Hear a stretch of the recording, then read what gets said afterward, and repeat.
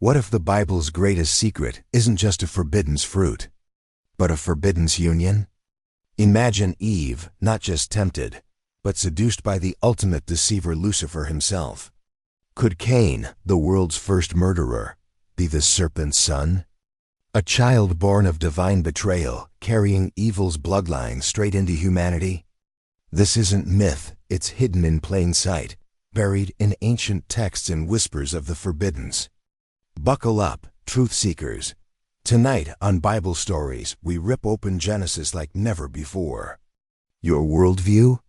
It's about to shatter. Welcome to Bible Stories, where we journey beyond the familiar and delve into the hidden mysteries of ancient scriptures. What if everything you thought you knew about the origins of humanity was only part of the story? Imagine a truth so profound and controversial that it's been concealed for millennia. A secret that could redefine our understanding of good and evil. Today, we embark on a daring exploration to uncover the possibility that Cain's father wasn't Adam.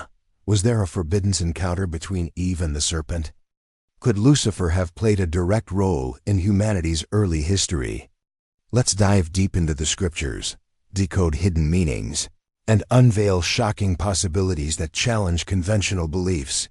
Picture the Garden of Eden, a paradise of unimaginable beauty and tranquility. Lush trees bearing every kind of fruit, rivers shimmering under the golden sunlight, creatures living in perfect harmony. In this idyllic setting, Adam and Eve walk with innocence, their every need provided by the Creator. Genesis 2:25 tells us, "And they were both naked, the man and his wife, and were not ashamed." They lived in a state of purity and simplicity, unaware of evil. Yet, amidst this perfection, a shadow lurks, a figure cloaked in mystery and allure, the serpent. Not merely a talking snake, but a manifestation of something far more enigmatic and profound. Genesis 3:1 introduces us to this being. Now the serpent was more cunning than any beast of the field which the Lord God had made. The Hebrew word used here for cunning is aram, which implies craftiness and subtlety. This creature engages Eve in a conversation that would change everything. Throughout biblical texts, the serpent is often associated with Satan or Lucifer, a fallen angel, the embodiment of deceit and rebellion against God. Revelation 12:9 connects the serpent to Satan, so the great dragon was cast out, that serpent of old, called the devil and Satan, who deceives the whole world. This linkage suggests that the serpent in Eden was not just a creature, but a representation of a malevolent force. Consider the serpent's interaction with Eve in Genesis 3:4-5. The serpent says, "You will not surely die, for God knows that in the day you eat of it, your eyes will be opened, and you will be like God, knowing good and evil." His words promise enlightenment and divinity. But could there have been more than just words exchanged? Some ancient texts and interpretations hint at a more intimate encounter. The Targum of Pseudo-Jonathan, an Aramaic paraphrase of the Hebrew Bible, suggests that the serpent became jealous of Adam and desired Eve, leading to a forbidden union. Similarly, the Zohar, a foundational work in Jewish mysticism, delves deeper. In Zohar Bereshit 28b, it suggests that the serpent injected his impurity into Eve, resulting in the birth of Cain. Moreover, Gnostic texts provide alternative narratives. The Apocryphon of John, discovered among the Nag Hammadi library texts, portrays the serpent as a figure bringing knowledge to humanity. It describes how Eve was enlightened by a celestial being, leading to the birth of sons with divine knowledge.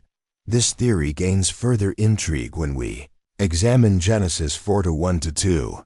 Now Adam knew Eve his wife, and she conceived and bore Cain, and said, "I have acquired a man from the Lord." Then she bore again, this time his brother Abel. The phrasing here is peculiar. Eve's declaration upon Cain's birth is unique. She uses the term "from the Lord," which in Hebrew is Eth Yahweh. Some scholars interpret this as with the help of the Lord, but others suggest it could mean from the Lord or even from a divine being. Could this be a subtle hint at Cain's unusual parentage? Additionally, the verb used for knew in Adam knew Eve his wife is yada, which can imply intimate knowledge but is not repeated before Abel's birth. The text says, "Then she bore again," without mentioning that Adam knew her again. This has led some to speculate that Cain and Abel were twins with different fathers.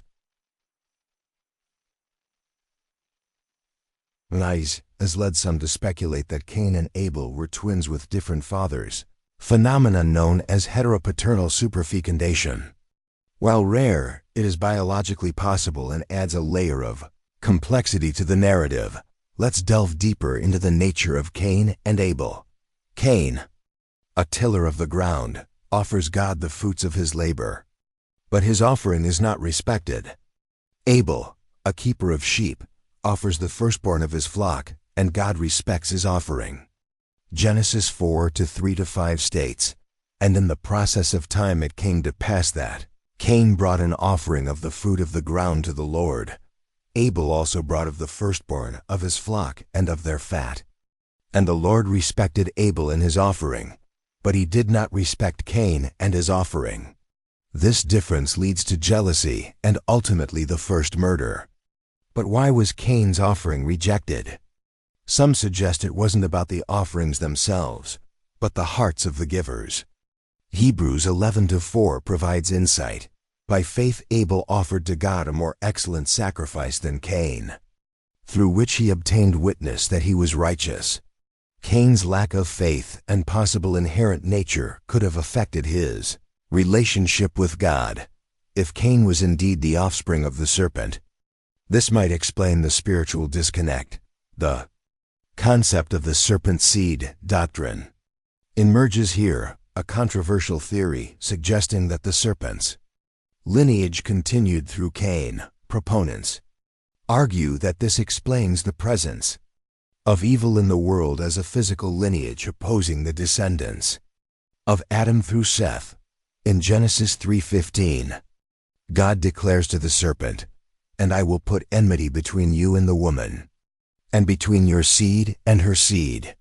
The mention of the serpent's seed implies that the serpent would have offspring. Could Cain be that seed? This enmity between the serpent's seed and the woman's seed sets the stage for a cosmic struggle. The seed of the woman is often interpreted as a prophecy of the coming Messiah, who would ultimately defeat evil. Galatians 4:4 references this fulfillment. "But when the fullness of the time had come, God sent forth his Son, born of a woman." The serpent's seed, then, represents opposition to God's redemptive plan. Gnostic texts offer even more radical perspectives. In the Gospel of Philip, it states, "First adultery came into being, afterward murder.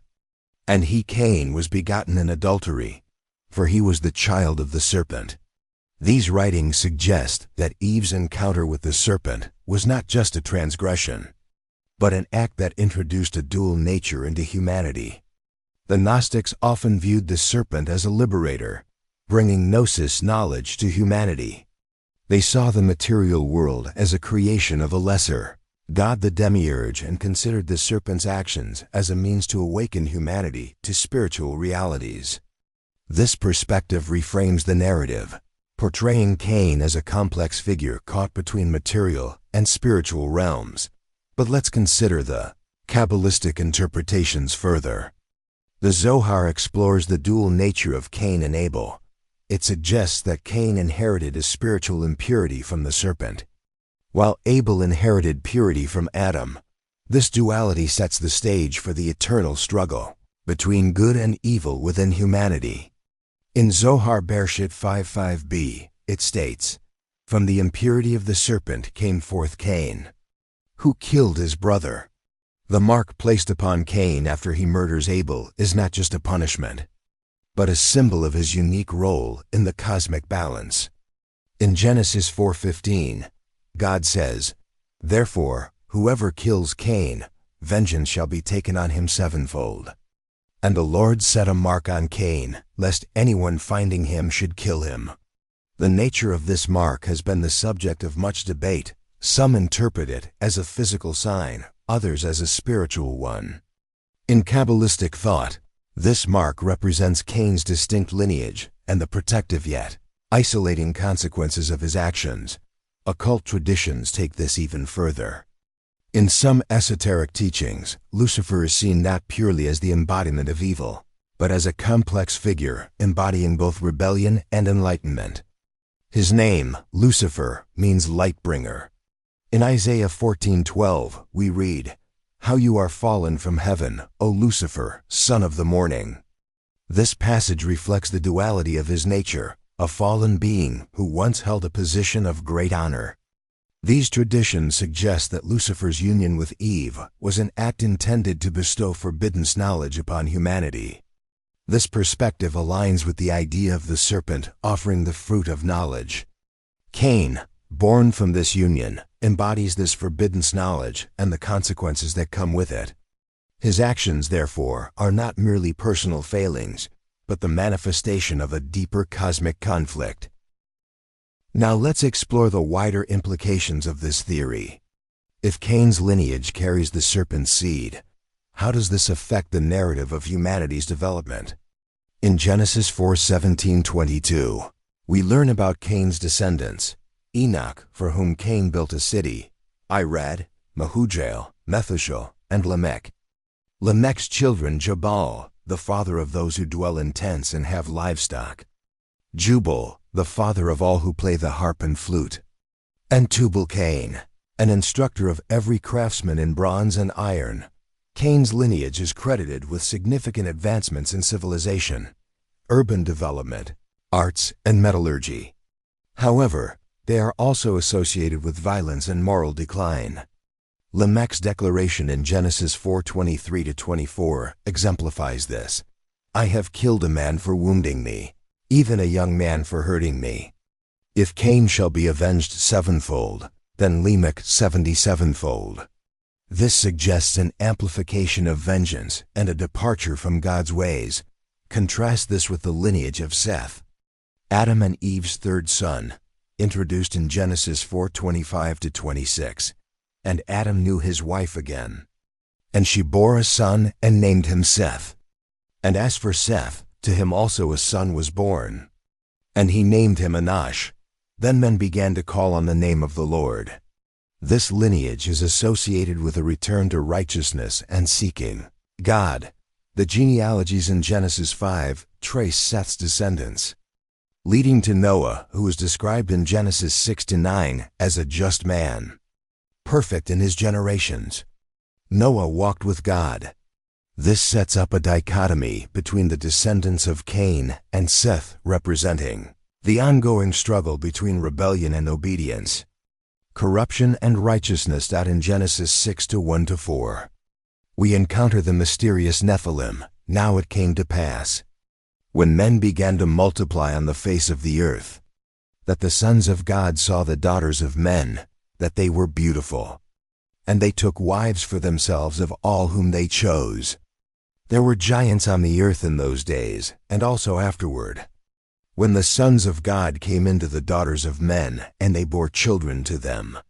Some interpret the sons of God as fallen angels, suggesting further intermingling between divine beings and humans.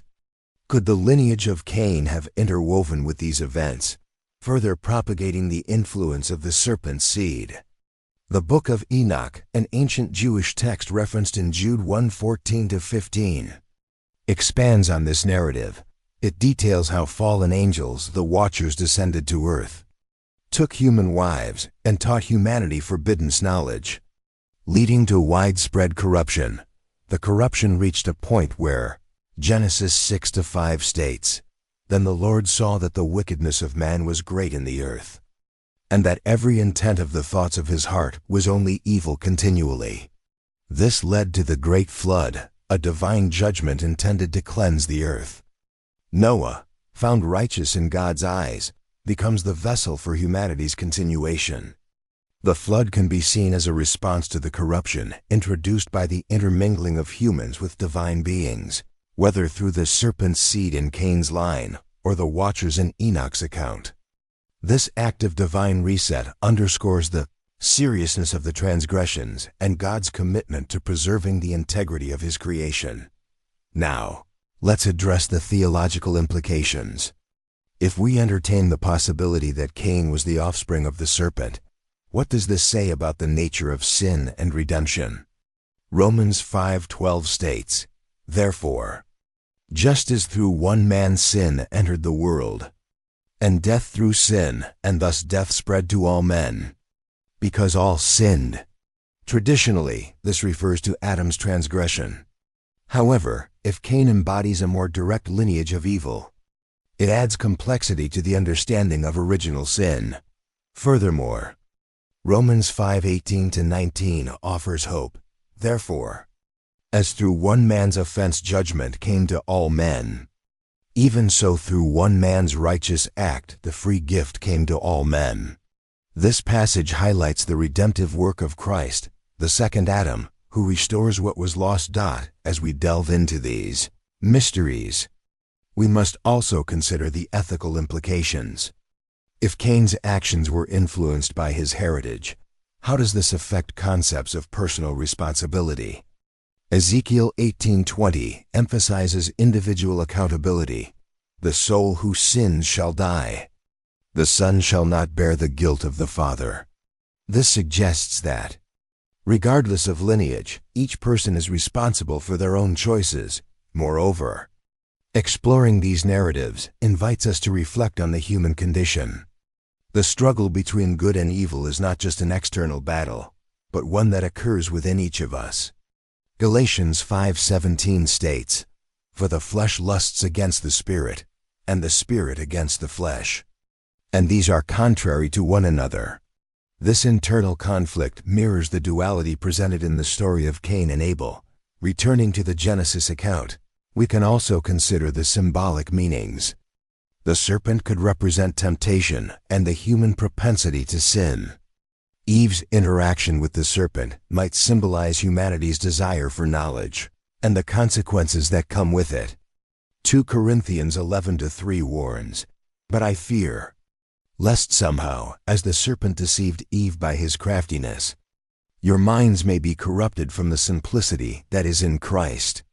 Cain's actions then become a reflection of the struggle between our higher and lower natures.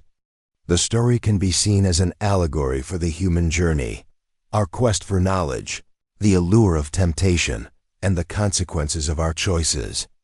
It highlights the complexities of free will and the importance of aligning ourselves with divine wisdom. In contemporary theology, the serpent seed doctrine remains a topic of debate. While some fringe groups embrace it, AM Christianity largely rejects it due to the lack of clear biblical support and potential for misinterpretation. It's crucial to approach such theories critically and within the broader context of Scripture. 1 Timothy 1-4 advises, "Nor give heed to fables and endless genealogies, which cause disputes rather than godly edification which is in faith."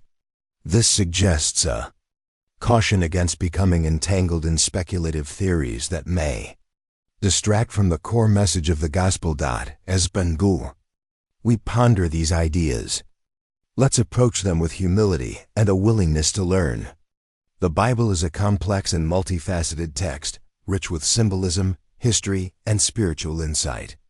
By engaging with these stories thoughtfully, we can gain a deeper appreciation for the divine narrative and our place within it. Proverbs 2:3-5 encourages us. "Yes, if you cry out for discernment and lift up your voice for understanding, then you will understand the fear of the Lord and find the knowledge of God." The pursuit of wisdom is a noble endeavor, one that requires diligence and openness. In examining the potential forbidden encounter between Eve and the serpent, we're not just uncovering a hidden narrative, but also delving into themes of temptation, free will, and the pursuit of knowledge. The serpent's promise in Genesis 3-5, "You will be like God, knowing good and evil," speaks to a fundamental human desire for wisdom and autonomy. Yet, this pursuit comes with consequences, as seen in the fallout from the fall. Furthermore, considering the serpent's role invites us to explore the nature of evil itself. Is evil a force that exists independently, or is it a corruption of what was originally good? James 1:13-14 reminds us, "Let no one say when he is tempted, I am tempted by God. For God cannot be tempted by evil, nor does he himself tempt anyone. But each one is tempted when he is drawn away by his own desires and enticed." This places the responsibility on individual choices rather than external forces. In closing, the question of whether Cain's father was Adam or the serpent remains a profound mystery, one that has intrigued scholars and believers for centuries. While definitive answers may elude us, the exploration itself enriches our understanding of the Scriptures and the complexities of the human experience. It challenges us to look beyond the surface, to question, and to seek deeper truths. Thank you for joining us on this captivating journey through ancient scriptures and hidden meanings. If this exploration has stirred your curiosity or challenged your perspectives, we invite you to share your thoughts in the comments below. Let's continue this conversation together, delving deeper into the mysteries that shape our understanding of the world. If you enjoyed this deep dive into one of the Bible's most intriguing mysteries, please like this video and subscribe to our channel for more thought-provoking content. By becoming a channel member, you'll gain access to exclusive materials and join a community dedicated to uncovering the hidden wisdom of ancient texts. Until next time, may your quest for knowledge be guided by wisdom and an open heart. Remember, the pursuit of truth is a journey worth undertaking. As Proverbs 4:7 reminds us, wisdom is the principal thing. Therefore get wisdom, and in all you're getting, get understanding. Let's continue seeking wisdom together.